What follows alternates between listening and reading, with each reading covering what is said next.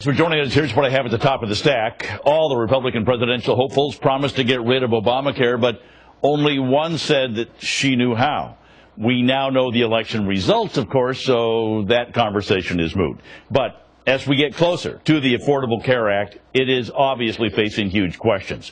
Will businesses bail and cancel their health insurance? Will young people opt out and pay the fine? Is it going to be too expensive, even with taxpayer subsidies? Will the exchanges be ready to go in 3 months when they're supposed to be up and running?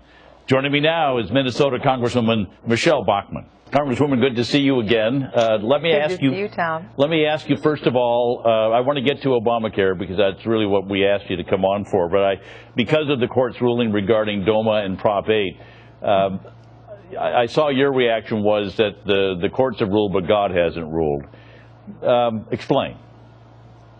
What I mean by that is that the creator of marriage was God. He authored the definition of marriage between a man and a woman, and we as a society can make our decisions, but ultimately he'll be the one who ultimately prevails. Because for society to go on, you need to have children, and in order to have children, biology teaches us that you have to have both a mother and a father. All right, but I want to go right to your expertise, which again, I always think of you as that tax lawyer, and you're going to be that tax lawyer again. So I look at this whole fight about equality in marriage as really about the tax code, and the fact that the tax code is crazy because of the fact that the government says, depending upon how you live your life, we're going to tax you differently.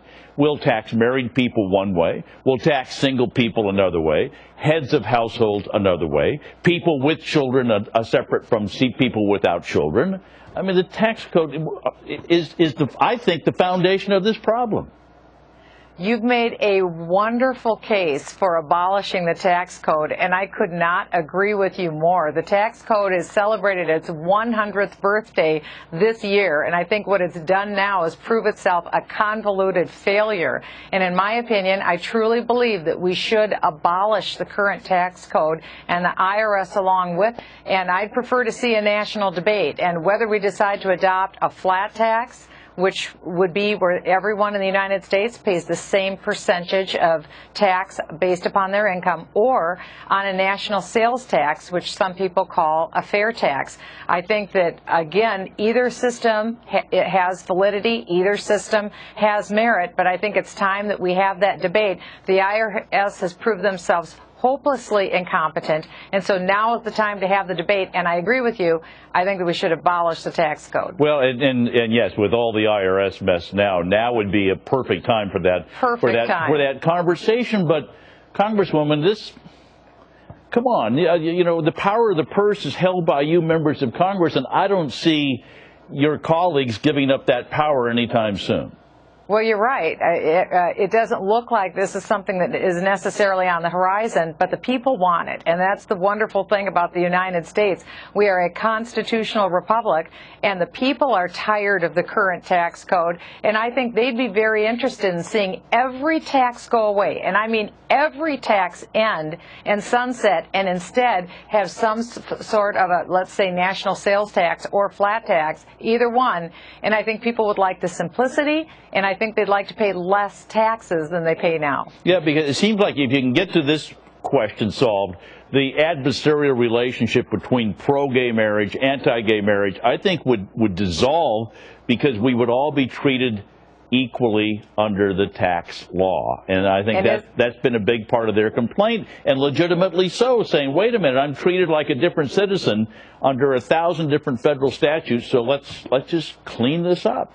And isn't that our form of government, where we have equal protection under the law? I would love to see equality before the tax code, which would be a national sales tax or a flat tax, one of the two.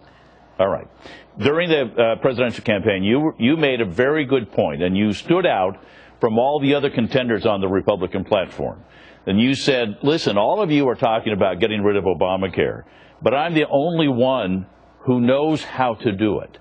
Well, you didn't win the election, the Republicans didn't win the election, so we're kind of stuck for now. But what can be done? Because the latest surveys are out. showing that 39% of the people absolutely want the whole thing repealed, and you put the others in that say, I'd like parts of it repealed. We're up to like almost 60% of the public. It's been unpopular from day one.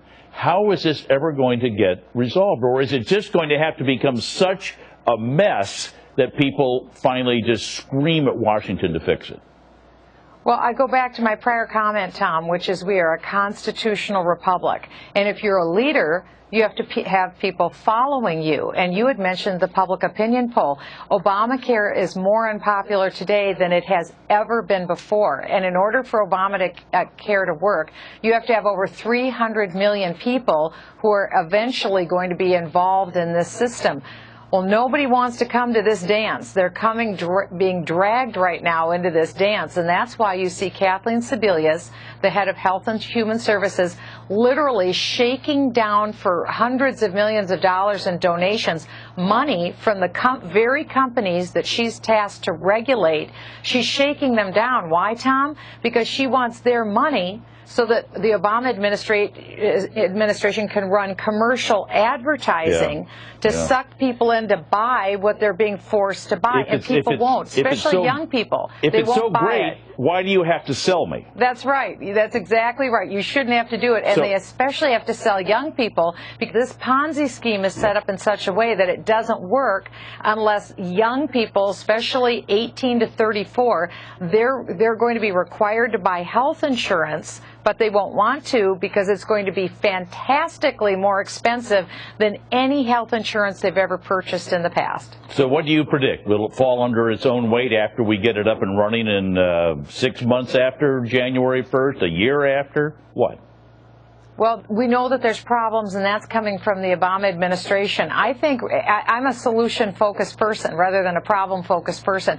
And I really believe if a parallel system is set up where you have private companies and if you have private insurance cooperatives that set up alternatives, I think young people will buy the cheapest alternative. And I think if they can buy a policy for, let's say, $30 or $60 a month, they'll buy that rather than a policy that will cost them maybe $200 or $300 a month. So I think this is a tremendous business opportunity, and I encourage people to create positive alternatives right now because young people are smart, and I think they'll go with a positive alternative.